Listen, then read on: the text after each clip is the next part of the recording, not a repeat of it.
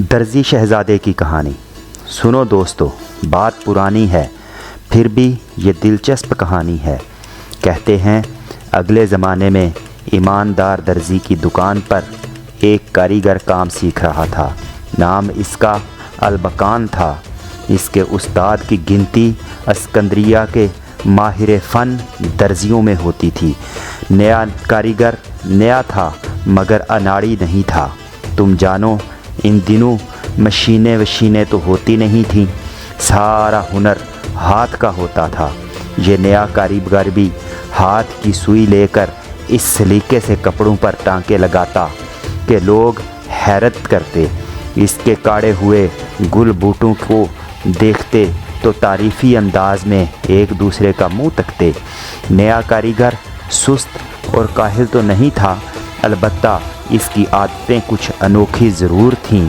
کبھی اس کے جی میں آتا تو گھنٹوں دم لیے بغیر سلائی یا کڑھائی کرتا جاتا، اور کبھی ایسا بھی ہوتا کہ سوئی داغا فرش پر رکھ کر اداس صورت ٹہروں خالی آنکھوں سے خلا میں گھورتا رہتا، کسی سے کچھ نہ کہتا، یوں لگتا جیسے آدم زاد نہیں پتھر کا بت ہے۔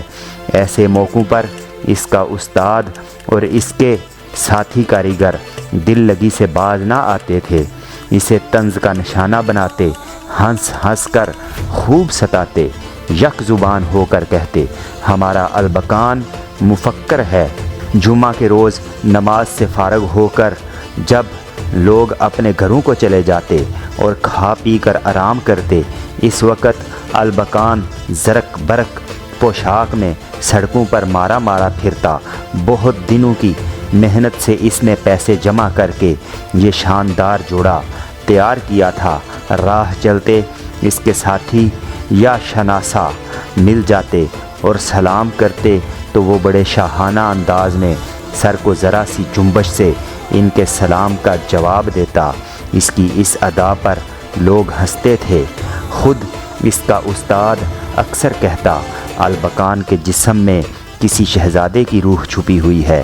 البکان اپنے استاد کے اس جملے کا برا منانے کی بجائے اس پر خوش ہوتا، گویا کہ وہ جو کچھ سن رہا ہے 100% سچ ہے۔ سن گزرتے رہے، البکان اسی طرح اپنے استاد کی دکان پر کام کرتا رہا۔ یہ صحیح ہے کہ اس کی حرکتیں بعض اوقات عجیب و غریب ہوتی تھیں، لیکن وہ چونکہ اپنے کام میں ماہر تھا اور طبیعت کا بھی نیک تھا، اس لیے استاد اس کی حرکتوں کو برداشت کرتا رہا اور اس کی بات کو ہنسی میں ٹالتا رہا۔ ایک روز اسکندریہ کے سلطان کا بھائی جس کا نام شہزادہ سلیم تھا اس علاقے سے گزرا۔ اس نے اپنے ایک انتہائی قیمتی اور خوبصورت جوڑا معمولی مرمت کے لیے اسی درزی کی دکان پر بھیجا۔ استاد نے یہ کام البکان کے سپرد کر دیا۔ شام کو جب تمام کاریگر اور خود استاد دکان بند کر کے اپنے گھروں کو جا چکے تھے، البکان کے سینے میں ایک ہوک سی اٹھی۔ اس کے دماغ میں ایک بات آئی اور پھر سر میں ایسی سمائی کہ وہ اپنے آپ پر قابو نہ رکھ سکا۔ وہ اپنے استاد کی دکان پر پہنچا جہاں شہزادہ سلیم کا شاہانہ جوڑا مرمت کے بعد ایک کھونٹی پر ٹنگا ہوا تھا۔ کافی دیر تک وہ اس جوڑے کے سامنے کھڑا، اس کے رنگ، اس کی کڑھائی، اس کے ریشم کی نرمی، اس پر ٹنکے ہوئے موتیوں اور جواہرات کی چمک دمک، غرض کہ ایک بات پر دل میں داد دیتا رہا، اور پھر اس کی طبیعت مچلی۔ اس نے وہ جوڑا اپنے بدن پر چڑھا لیا۔ حیرت کی بات یہ تھی کہ اس کی ناپ البکان کے تن و توش پر ایک دم ٹھیک آئی تھی۔ کون کہہ سکتا تھا کہ میں سچ مچ کا شہزادہ نہیں ہوں؟ دکان میں چاروں طرف لگے ہوئے آئینوں میں اپنے آپ کو دیکھتے ہوئے البکان نے خود سے پوچھا، استاد بھی یہی کہتے ہیں، میرے اندر کسی شہزادے کی روح چھپی ہوئی ہے۔ دھیرے اسے یقین ہو چلا کہ وہ ایک شہزادہ ہے۔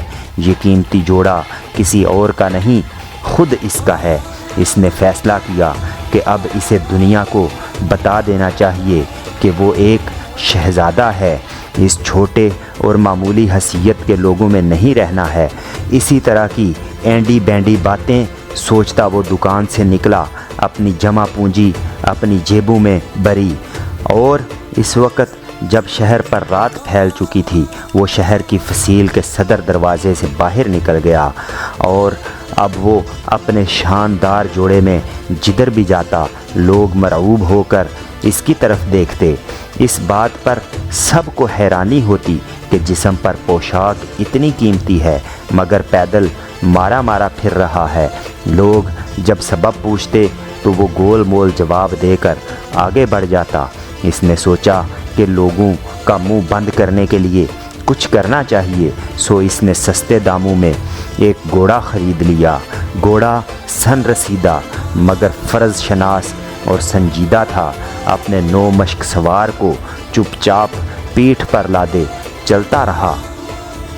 ایک دن اپنے گھوڑے پر سوار ٹک ٹک کرتا وہ چلا جا رہا تھا کہ راستے میں ایک گھڑ سوار سے اس کی ملاقات ہوئی۔ گھڑ سوار نے جھک کر البکان کو سلام کیا اور اس کے سامنے یہ تجویز رکھی کہ دونوں ساتھ ساتھ سفر کریں گے، باتوں میں راستہ کٹ جائے گا۔ البکان کو اس گھڑ سوار کی شکل و صورت، انداز و اطوار پسند آئے، سو اس نے یہ تجویز مان لی اور دونوں ساتھ ساتھ سفر کرنے لگے۔